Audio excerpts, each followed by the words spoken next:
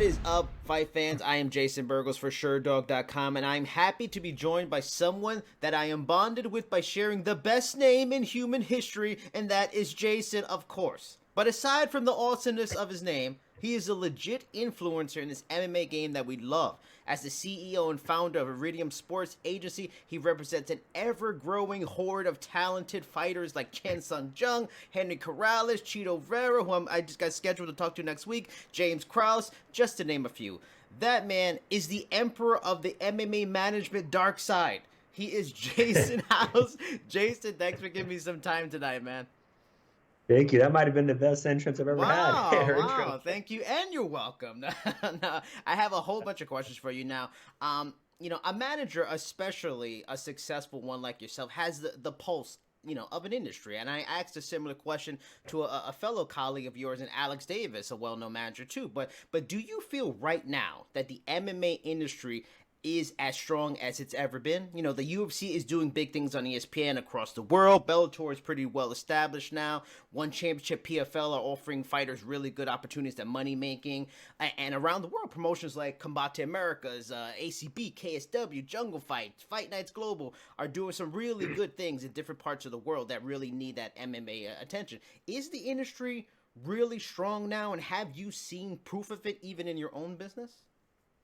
I definitely think it's the strongest it's ever been. I think sometimes it gets overlooked because, most of us grew up in the era where the growth spurts were so big at one point, right? In the early 2000s, mid 2000s, growing at such big rates that people, think like, oh man, maybe it's not, growing right now. No, I think it's big as it's ever. I mean, it's the biggest it's ever been. It's just, those increments aren't as big as they once were, And I think it's an exciting time to be in this industry. There's so much great content being produced across the globe, and like I said, I mean, just even seeing two MMA promotions on ESPN for me, I think is huge. I think a lot of times people forget that. Like, you got the UFC and PFL on ESPN, that's awesome. You got Bellator doing a great thing on the Paramount Network and DAZN. I mean, there's just a lot of great things going on. Combate Americas, they're doing Access TV and doing a bunch of shows as well. So it's going awesome, man. It's really Now, I amazing. wanted to talk to you because I'm fascinated about the other elements of the sport other than fighters. 'Cause I talk to fighters all the time. I can talk to them about psychology and what they're doing in a fight, but I love learning about the other elements. Now, what is your process, for one, identifying talent, and then two, securing them as a client for your agency? Do you have like a scouting department? Do you personally go out a lot to regional shows just to scout people, just to get an idea, feel of the sport? Or is the job a lot easier nowadays as the company continues to grow and fighters or coaches are pretty much just calling you guys all the time looking for your services? We actually do a lot of time watching fights, attending fights, and watching film. We have a great staff at the agency. My partner Jeremy Luchow, he watches a ton of fights. He attends a lot of fights. So does Lance Spotty, Jacob Parga, even our prayer director Ed Cap. He's always in it. Joe Wooster is one of our partners.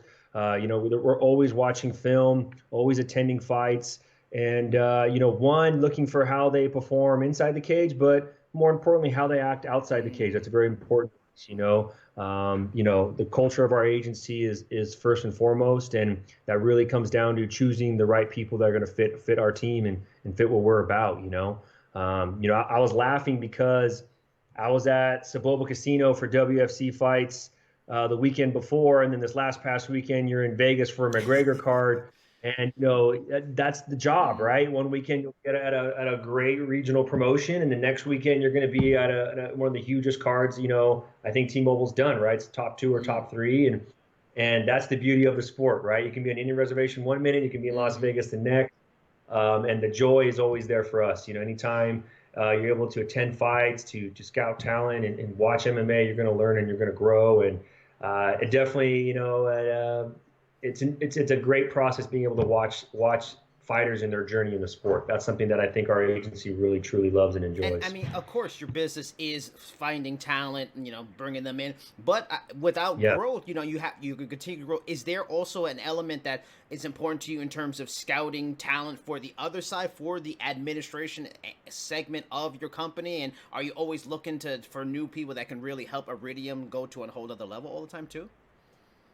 And that's actually a really good question.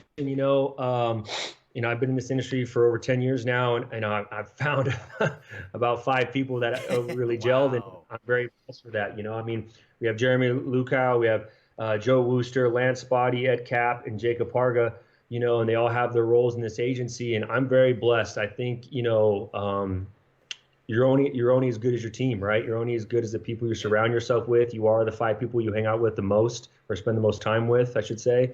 And I'm blessed that I found 5 people that not only love this sport as much as I love it, but love our clients as much as I love our clients. And that's what's really important to me. And they're actually, I mean, these are some of my best friends. I mean, I talk to them all the time. We have a great group chat going on, and I'm very blessed to work with them because I see the passion that they have every day in our sport. Now I want to have a little fun now, babe, because I will likely never be pitched anything in my entire life. So if you if your game, because you're one of the best in the biz, I want to get the Jason House pitch for 2 different scenarios. Now let's say I'm a young fighter. I'm 6-0. I got 4 finishes. I've shown a ton of potential, and my coaches confirmed that I got a lot of potential.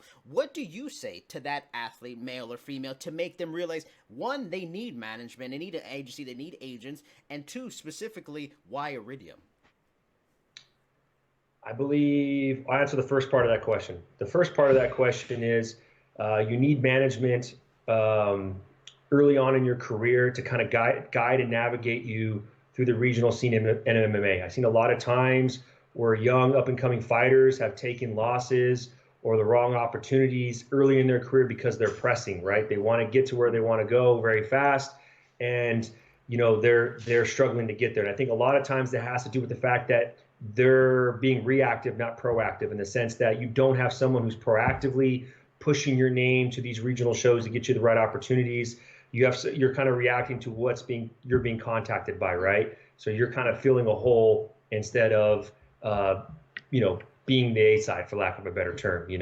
I think also it's good to start building that relationship and start forming your team when you're young, because the better I learn and understand, the better I am able to serve you. And I think that's a really important thing, is having that good relationship with your client. Another very important part of the piece is that you're able to lay foundation down in every area of their career, so that when they get to where they're going, they're ready to pop, right? If you're doing a great job on the marketing side, you're doing a great job on the PR side, you're doing a great job in their career management, you're laying a great foundation for them, so that when they get to their opportunity, it's all right there and ready for them to capitalize and monetize that opportunity as much as humanly possible. Sometimes guys get there and they're a little bit behind in certain areas, and so it's a little too much too soon. We like to make sure that they're ready to get there. Why Iridium? Because I feel like we have one of the best cultures and groups in the business right now. For us, our culture is everything. When I was young, I chased talent, and what I realized, that talent will take you places your character's not ready to go. Now we really focus on character. Because you can develop talent, and then when talent gets there, if the character's there, he or she will be able to maximize their opportunities and their successes. So for us, it's about working with high character people that fit our culture, that are good human beings, both inside the cage and outside the cage. And I think that shows with the group of people that we have right now. I think we have one of the most exciting and rosters in all of MMA, and I think we have even more so. They're great people. These are people that I spend the holidays with. These are people that I want to spend time with outside of the business, and that's how I feel like business should be. I think you should be doing with people that you love and you care for, and that you want to spend time with. Now, second scenario, I'm an established fighter already in the sport. For example, Chan Sung Jung, who you guys recently just signed. Congratulations on that. Like him, maybe I'm not that thrilled with my management team. Maybe I feel change is necessary. How do you pitch a fighter who has been around the block and knows the difference between good and bad management at that point in their career? I think for us, it's just being able to show them what we can offer them at that point in their career. For Korean Zombie, we're able to offer great marketing opportunities to maximize income outside the cage. We're offering some great PR opportunities to build his name and branding in the United States and globally, and negotiate a great contract for him, and to help guide his career in the right direction. I think those are things that really help bring value to the table and show him that what we have to offer. And also for more, I've known Korean Zombie for a long time now, and I think just seeing how we're seeing each other at events and building that rapport, building that relationship, you're building that trust, and you're building that camaraderie to where we gel very well together, and we're able to be a part of his team, and to we fit very nicely into his system and network right now. I'm glad you brought up marketing because I had wanted to ask about certain things, certain elements, in terms of revenue for fighters.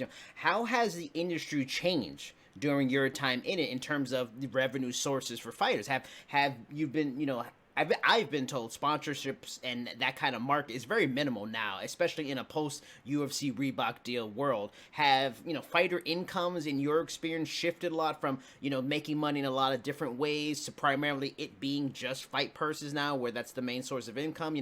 Does it differ between fighters in that way, or does it differ between certain fighters in certain organizations? Do you have to work harder yourself to find fighters money making opportunities away from the cage now, more now than say 5 years ago?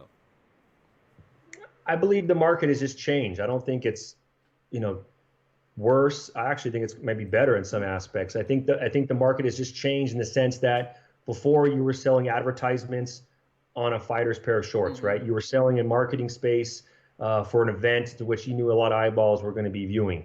Now the game has changed, right? I think the telephone is everyone's first line, or the cell phone, excuse me, is everyone's first line of entertainment for a lot of many reasons, right? And where the TVs kind of become, I feel like the cell phones kind of become the TV of the 1960s, right? It's the first line of entertainment, and then the TVs kind of become the radio of the second of the 1960s. It's background noise now, right? It's a secondary line, and so I feel there's a lot of brands right now that are willing to market their products or services via social media and people's pages. And I think that's where we need to capitalize for our athletes is, one, educate them so that they have a better understanding of how their cell phone, their social media pages is a great opportunity for them to market themselves and earn sponsorship and endorsement opportunities. But two, also to build their name and their branding and their image to fans and people alike, so that those opportunities continue to come. So like you were saying earlier, like why would a athlete want to sign with us very young in their career? Because we can help develop that now instead of waiting till you get to the UFC and you're like, shoot, I only have X amount of followers or X amount of social media posts. These are things that we can help get going for you now, so that you have a solid platform to which you can build and relationships with other companies when you get to the UFC and you're starting to get that notoriety and coverage on you. And I'm glad you brought that up because it brought a question to mind because I recently interviewed Montel Jackson, and he's a guy that isn't big on interviews, isn't big on social. Is that something that you encounter often with fighters, or in this day and age, is it, all your fighters are on social anyway, so it's easy, and Montel is like an outlier where you really got to explain, like, you got to build the brand, man. No, it's not fun, but it's going to make you money. Is that like a odd aspect of the fight game that you have to deal with? Every client of ours is so different, and that's what makes them so special. I love them so much, right? Some are very active, some don't want to be active. Some are very different in person. It's you get a different array of everything, and like I love Montel. Montel stayed at our house for a month this year, and I love him to death. I think he's one of the brightest prospects in our sport right now, and I can't wait to leave tonight to come to join him in North Carolina to watch him do work this weekend. But the funny thing is, Montel is super funny. Montel has a great sense of humor, and living with me, I'm like, bro, you're so quiet most of the time. Now you're with me, and you're talking, and we're joshing and joking around. I love you so much, man. Like, you need to show this side to the fans more, In due time, he says, in due time. So, but I really enjoy Montel and everything he's done for us and our agency, and just being his friend and his agent. How much of the job is pretty much managing these very different personalities of fighters, and is that what separates really good managers from the great ones? Being able to deal with these very eccentric athletes that could beat up a room of 10 people by themselves. Yeah. I don't think you're really like managing personalities. I think you're more managing expectations. I think the more that you educate your clients, you're able to teach them how to fish instead of give them fish, if that makes sense. The more you're able to educate them on the industry, both on marketing and PR and fight career management, you're able to have better dialogue with them, the more education they have, right? The more they know, the more they're able to make assessments on their own and have better discussions with us as a team, with their coaching staff and everyone as a whole. And I think for us, it's really just understanding how each person is, right? Some people on fight week are very talkative, some are very quiet, some like to cut weight a certain way. And those are the things I think you really have to understand and manage and be very cognitive of, because I do believe a lot that happens on fight week dictates what happens in the cage that's that Saturday night. So we really just try to have a really good understanding of what makes them tick and what kind of, what are the ways they like to be handled on that week, and how they prefer things to go. Some guys and girls, they have a small team of maybe 3 or 4 people on fight week. Some have a crowd of 30. Everyone's different. Everyone prepares for that moment inside the cage differently, and it's a beautiful thing to watch every weekend. It's crazy. I have 3 clients on the card this weekend in North Carolina, and they're all so very different in their own ways. It's awesome to see. See, I feel like I want to sign on for Iridium because you're blending with me already, because you're perfectly transitioning into my next question, which was it was going to be about fight week. Going back to personality management. I see the posts on social with you and your clients at events. How important is a fight week and keeping your fighter happy? Because you want them in a positive mind frame and to do as little as possible, focus on the fight, because if they win, everybody wins. Have you gotten some odd requests in the years on the job to keep a fighter happy during fight week? I think one thing my college coach, when he recruited me to play baseball, he said, "Hey, Jason, the only thing I can promise you is that there's going to be adversity, but I will teach you how to get through that adversity. I will help develop you, and I will be by you every step of the way." And I kind of relate that a lot to fight week. I think sometimes it gets overlooked, but a lot happens on fight weeks. Things are going to go wrong, right? The sauna's not working, or the room doesn't have a bathtub, or there's not a grocery store that has certain foods.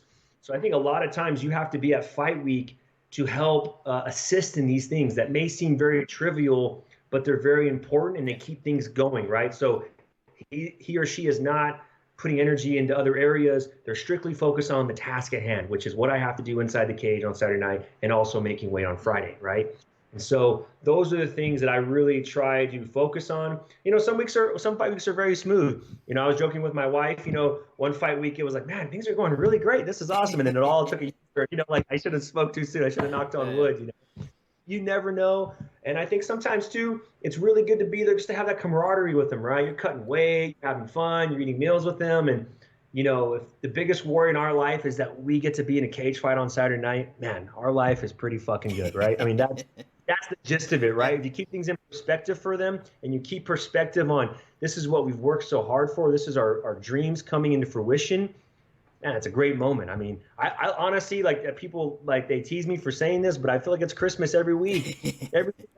To see Montel, to see Alex Perez, to see Daquan Townsend, I'm excited. I have other clients. They're going to be in town just to watch the fights. And it's a great fraternity that the UFC has built there. It's a great camaraderie among everyone. And I think that an agent being there is very important because it helps facilitate the week to make sure that they're enjoying those moments. I want them to be in the moment and feel the moment and enjoy the moment. I don't want them saying, damn, I was worried about tickets. I was worried about this. I was worried about that. I don't want that. I want them focused on just how much hard work has gone into them getting this opportunity, because to fight in the UFC is truly an honor. It's very few people in the world will ever say they've done something of that nature. A story that's been always throughout the sport, but seems to be getting bigger headlines the last couple of years because of the names involved, is fighter money management. And you've seen fighters like Jessica Andrade having money problems, where she's got to sell her fighter gears. John Lineker, Mike Perry recently. How much do you have a say in fighters learning to manage their money? Because it's an important facet of the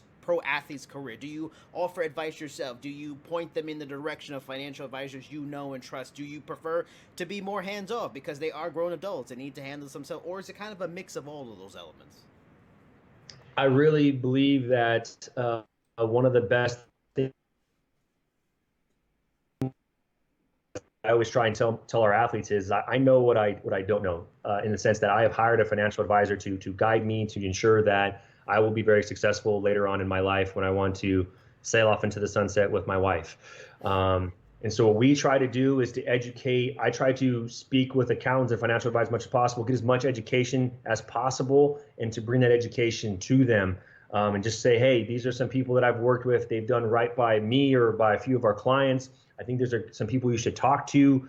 I believe MMA is kind of like a slingshot theory. You can be making $2,000 in a regional fight, and you can get your first fight in the UFC, and you can make 100 grand.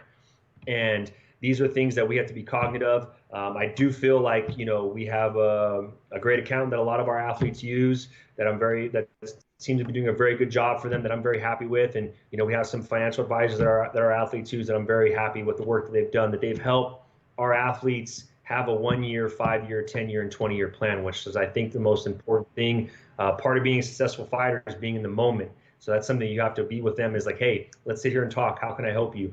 Some are amazing, and they already have a great background in this, and they don't need any help at all. Some ask a lot of questions, and I love to sit with them and get together and work together to see how we can put them in a great position for life after fighting. And then others, you kind of just have to ask, like, hey, I'm here for you. If you ever need me, let me know. Everyone's different. Everyone is different. And for us, I just want them to know that we're always available for them to talk to us about anything. I think those things are very important, that they know they can come to me with any type of issue they may be having, that, if we have an answer, we're going to give it to them. If not, I will find someone that has that answer for you, or that can guide you and direct you properly. Because here's the truth of the matter, and I say this about other sports. If fighting goes well, right? If fighting is amazing, we knock it out of the park. I mean, what are we going to fight? 35, 40 years old? Let's say 40 years old. Say it's a heavyweight, he gets a longer career. He fights till 40. He or she still has half their life to compete in the sport, or to find to find another venture, a passion project, right? So it's good that if we help them getting to think about that now during their career, they don't go through that depression stage where their identity their whole life was, I'm an athlete, I'm a fighter. That's a hard thing a lot of fighters deal with, right? They walk away from the sport like, this is all I know. So it's good to have these discussions with your athletes now, so that when they walk away, they have a plan. I went to Factory X's 10-year celebration for their gym being around for 10 years. It was an amazing weekend. Coach Mark Montoya did all these amazing things. But he brought financial advisors in, and he brought some of his veteran fighters in to talk about how they've money managed and how they've handled their fight purse money from their day-to-day money. And it was really great to have these discussions with young fighters and educate them about life after fighting. I would really love for managers to get together sometime and really maybe put like an event for all these fighters to get together, so we can educate them on these topics, because I want to see all my clients do well after fighting. I want to be having a beer with them as their son or daughter graduates high school and is going off to college, or, just to see the moments in life that truly matter. And that's what's important to me. Again, perfectly transition into the next question, because the next question was about managers. We see very different approaches to how managers conduct themselves in the sport. There are some that you barely even realize they are even there. Then there are others who make headlines for themselves and seem to be out in front alongside their fighters, and it's not always in a good way. What is your thought process on the various styles you see from managers in this industry, and what would you say is the reputation you want to have in this industry among promotions, among media, and among fans? I think it's different strokes for different folks, right? I think everyone's different. Everyone's doing different things. I'm very blessed. I respect a lot of the managers in our business, and I learned from them. I don't think you're ever in a position in your life till you stop learning. I try to learn from everyone so that I can constantly keep growing and evolving for our clientele.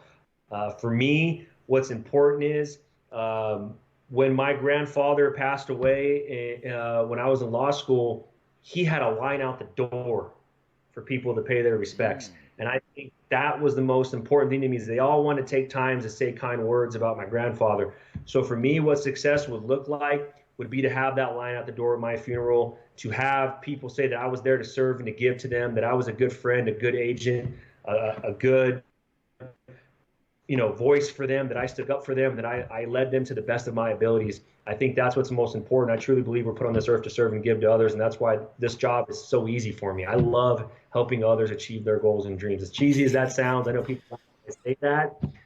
It's the most amazing feeling in the world, and I think that when clients don't care how much you know until they know how much you care, right? Okay. When they know how much you care, then they'll listen to how much you know. But until then, if you think you care, they're not going to listen to you. So I try to put the love first. Let them know I love you. If I really want to make money, I'll go back to my law firm and go charge $400 or $500 an hour. I love you guys.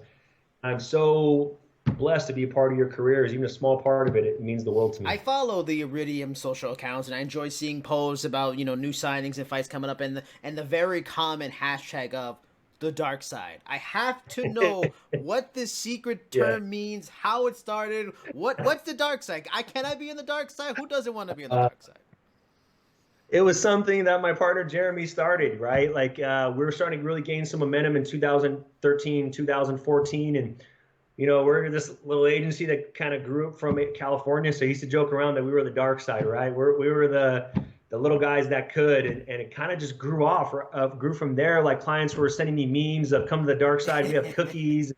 They were joking around with it, and it turns out we have a lot of Star Wars fans in our agency and our clientele, and so they love it and they're all excited. And then every year for Christmas, I get all these Star Wars memorabilia gifts, and it's awesome. It's just a great thing, and we laugh about it, and it's kind of our niche, our little mantra, I guess you would say. Has it gotten like, for example, if a guy like a Chan Sung Jung leaves somewhere else and goes to your agency or any other situation like that, has it made other agencies have an issue with you? Are you guys becoming rebels? Are people leaving their houses to go to you to the dark side? No, no, I don't think it's like that at all. I like to believe that we have a great reputation with other managers and other agencies. I believe there's enough food on the table for all of us to eat, and I think that the more we work together as a collective, the better it's going to be for the athletes, and that's what we're here for, right? We're here for the athletes.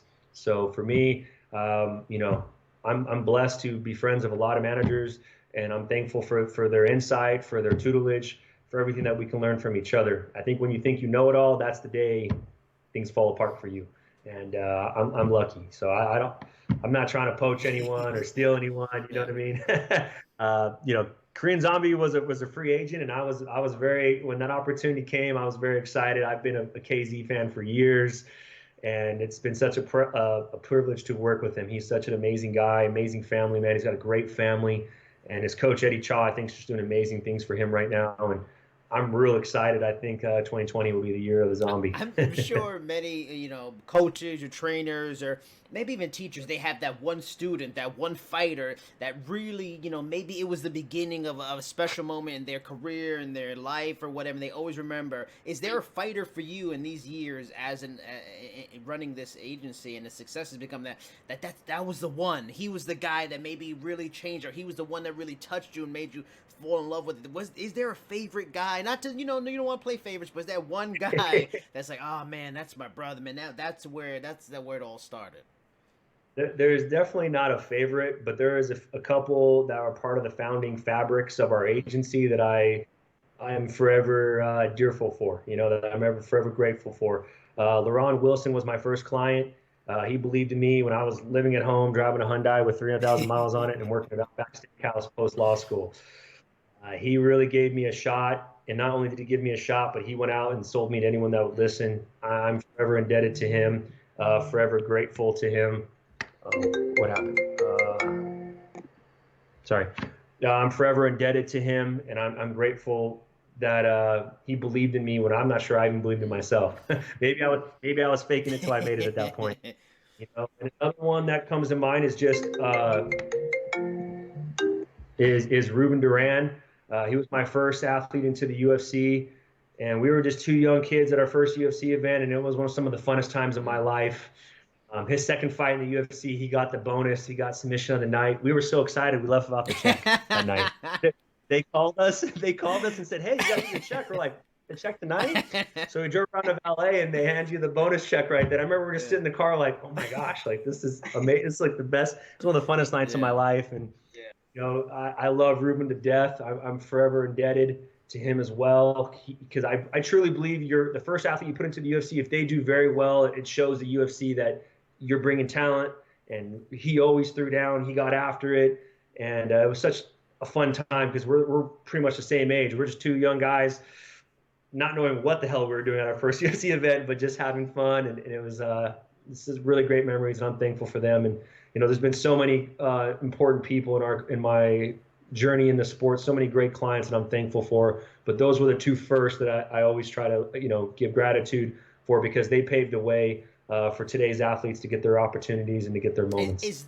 is having like one of your fighters, is it like a not a main goal for the company per se, but maybe a bucket list thing or something personally important, but is getting one of your guys to eventually become a UFC thing, is that like an important thing for you, a goal that's that one major thing you want to reach, that maybe in a way can take Iridium maybe to the forefront as the major, agency in the company? Is that something that's still the one big brass ring Iridium needs to get to really take it to just even greater heights than you even thought you ever could reach? I just finished reading a book called Chop Wood and Carry Mm. Water. It's a great read. I recommend it to anyone. And really, it just kind of the skinny of it is you got to focus on the Mm. process and the results come. And that's really what we do. If I focus on the process day in and day out, if the team, if Jeremy, Ed, Jacob, Lance, and Joe, we every day we go out, we get after it, and we get better, 1% better every day, and we chop wood and we carry water. We focus on the process. The results are going to be Mm.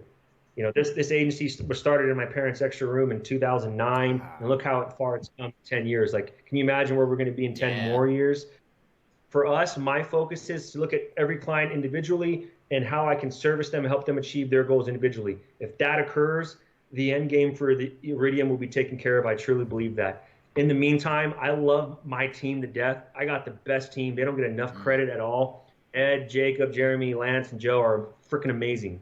I literally, they are nonstop, 100% so bought into the cause.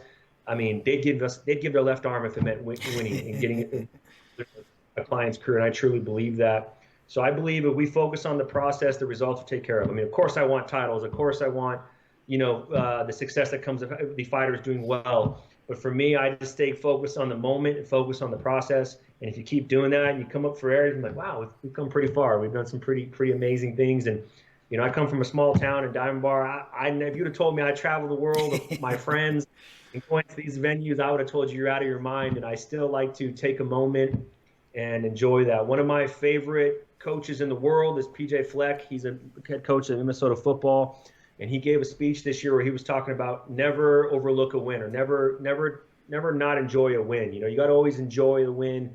And so I've really been trying to focus on that this year, just enjoying that moment and savoring it, because you don't know when the next one's coming. You don't know when the next opportunity. A fighter could tear his ACL, and you may not have a moment with him on a fight week for a Mm. whole year. And I really try to enjoy those moments tremendously. I really try to make the most of them. Like, one that sticks out of my mind is, I had a very hard 2013. Shane Dorzaro passing away. It was a really Mm. rough year for me personally, my personal life. And I never forget Bobby Green beating Josh Thompson in San Jose, and that we went to get Mexican food, and I remember thinking, like, man, this world is crazy. This life's nuts. And one year, look at us. We're beating a top 5 guy in the world. And me and Bobby were just hugging each other, two guys from the same city. Me and Bobby have been together for over 10 Wow. years now. And, I'm thankful I didn't overlook that moment. I'm thankful I didn't say, oh, this is going to keep coming. I'm glad I were able to savor that time period. And I think that I would recommend that to everyone in this business. Just always enjoy those moments that you don't know when they're coming.